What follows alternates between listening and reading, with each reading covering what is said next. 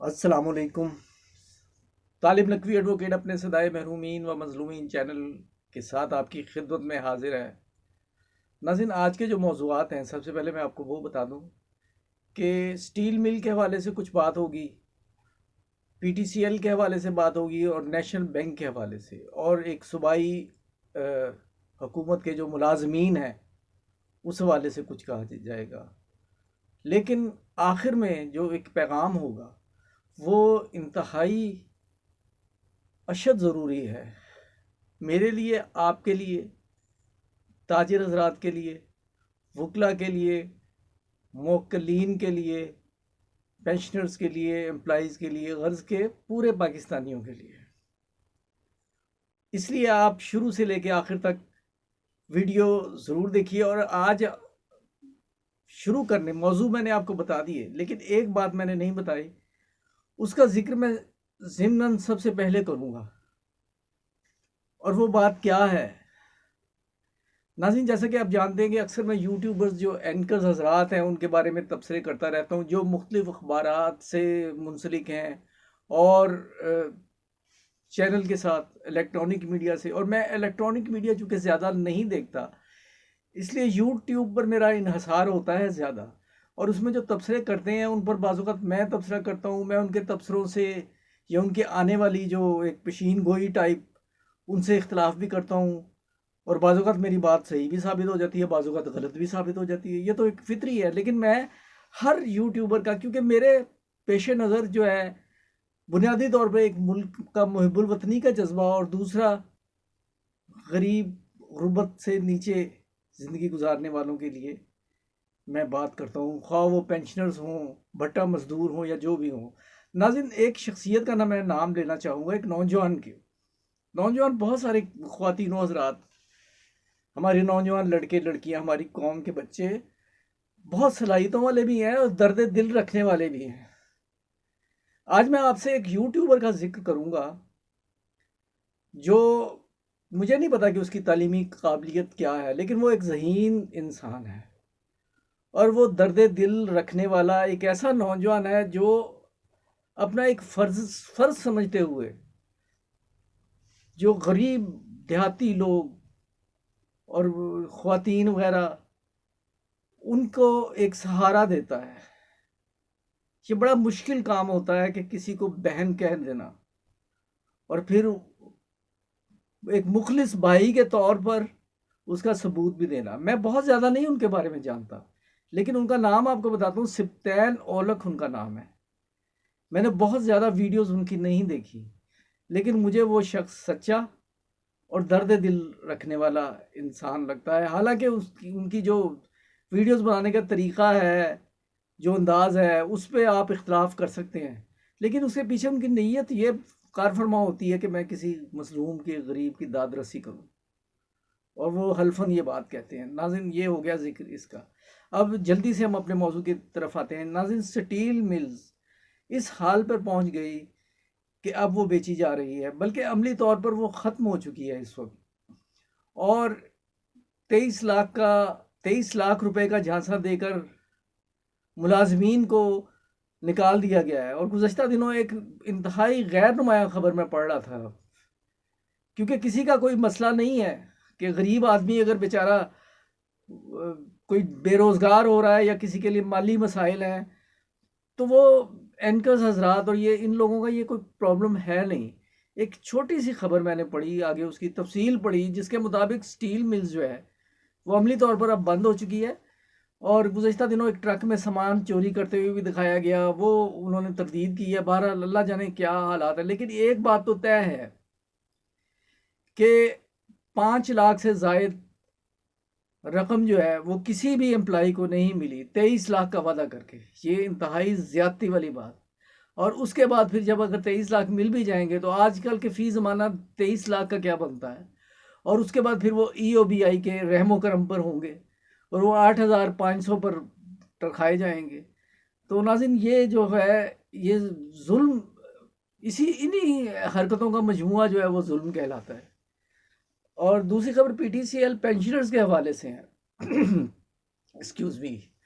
जैसा कि आपके इल्म में है कि वो भी जदोजहद कर रहे हैं अपनी पेंशन बढ़ाने के हवाले से, और अगरचे उन्हें अभी कामयाबी नहीं मिली, लेकिन उनकी कोशिशें जारी हैं। उन्होंने सेनेट का भी दरवाज़ा खटखटाया, और हालांकि मैं इन सियासी लोगों से, मेरा नहीं ये ख्याल था कि वो कुछ कर सकेंगे, और वो मेरा ख्याल दुरुस्त हुआ, और बहुत से दोस्तों ने कहा कि आप बिल्कुल सही कह रहे थे। और यहाँ से मायूस हो गए क्योंकि सेनेट कमेटी टूट रही थी, और वो कमेटी कमेटी खेल रहे थे, क्योंकि उनका तो, उन्हें तो वो सब कुछ मिलना है। और एक डांट डपट के हम ये केस कर देंगे, ये कर देंगे, इन्हें पेमेंट दो, ये वो, उन्होंने अपनी फॉर्मेलिटीज़ पूरी कर ली और खुदा हाफिज़ कह गए। और अब जो मैं शुरू से कहता आ रहा हूँ, अब इन्हें एहसास हुआ है। एम.एच. असलम साहब का वॉइस मैसेज मैंने देखा कि अब बिल आखिर ये पेंशनर की जो तंजीमें हैं, इन सब ने ये ठानी है कि अब हम इकट्ठे होकर जद्दोजहद करेंगे, क्योंकि ग्रैंड अलायंस दूसरे मुलाजमीन का भी, हाँ, उन्होंने भी कामयाबी से अपना सब कुछ किया। तो मैं दुआ गो हूँ कि अल्लाह करे कि ये इख्तलाफात सबके ख़त्म हुए हों और ये मुश्तरका जदोजहद करें, और जब ये मुकम्मल इत्तेहाद बाय तकमील तक पहुँचेगा तो मैं आपको तफसीलात से आगाह करूँगा। इसके अलावा एक ख़बर यह है कि बलूचिस्तान की जो सूबाई हुकूमत है, उसने भी अभी तक फेडरल लेवल पे प्रॉमिस के बावजूद 25% इजाफा नहीं दिया, और लाहौर में इन लोगों की जद्दोजहद रही। अब इसी तर्ज की जद्दोजहद बलूचिस्तान में भी शुरू हो गई, और कोयटा मरकज़ बना है उन इज्तिमात का। अब देखिए बलूचिस्तान हुकूमत की क्या कारकर्दगी रहती है, क्या वो भी मुसलसल इंतज़ार करवाने के बाद बिल आखिर उनके मुतालबात मान लेंगे। भाई, अगर आपने मुतालबात मानने ही हैं तो पहली दफ़ा में ही क्यों नहीं मान लिए जाते। और नाज़रीन, अब आते हैं हम नेशनल बैंक की तरफ। नेशनल बैंक के जो साथी हैं वो भी बड़े पुरज़म तरीके से जद्दोजहद कर रहे हैं। इनकी जो दो तंजीमें हैं, पेंशन तंजीमें, उनका एक मुश्तरका तर्जमान जो है हमारे दोस्त ज़फ़र सादिक साहब, उन्होंने ये कुछ तफसीलात मुझे बताना चाह रहे हैं। तो एक आधे रोज़ में इंशाल्लाह वो मेरे साथ होंगे और वो आपको तफसीलात अपनी जद्दोजहद की बताएंगे। लेकिन सबसे ज़्यादा वो शाकी नज़र आ रहे थे कि 5 नवंबर 2020 का जो फ़ैसला था अदालत आलिया का, उस पर अमल दरामद नहीं हो रहा। अमल दरामद तो खैर नेशनल बैंक वाले और भी बहुत सारे मामलात में नहीं कर रहे। और ये नेशनल बैंक जो है, ये ना अपने एम्प्लॉइज़ को खुश रख सका है और ना ही पेंशनर्स को उनके हकूक़ दे रख सका है। नाज़रीन, वज़ीर आज़म ने कल गुज़श्ता दिनों जो एक टेलीफोन कॉल वाली एक सर्विस गालिबन 92 पे थी, उसमें ये वज़ीर आज़म ने कहा कि हमने अब ये फ़ैसला कर लिया है और अब उस पर अमल दरामद शुरू हो गया है कि जो 1 साल की रखी गई थी कि नया जो हाउस है वही प्लेज हो सकता है, पुराना नहीं हो सकता। तो अब आप पुराने घर वाला भी प्लेज करवा सकते हैं। लेकिन नाज़रीन, मेरी इतला के मुताबिक ये भी नेशनल बैंक के जो काम है उनकी नाअहली के ज़ुमरे में आती है। जो प्रेसिडेंट साहब, ज़रा उन्हें इस बात का जो है ना नोटिस लेना चाहिए कि अभी तक वो नोटिफिकेशन नहीं हुआ जिसके तहत पुराना घर भी मॉर्गेज पे लिया जा सकता है। ये हाल इनकी कारकर्दगी का है।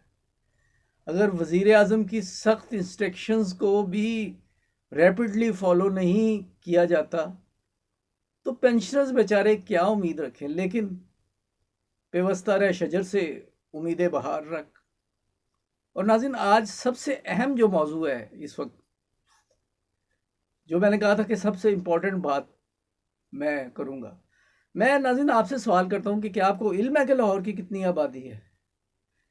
लाहौर की आबादी 1 करोड़ और गालिबन 12 लाख है, और ये 2016 की मरदमशुमारी के मुताबिक।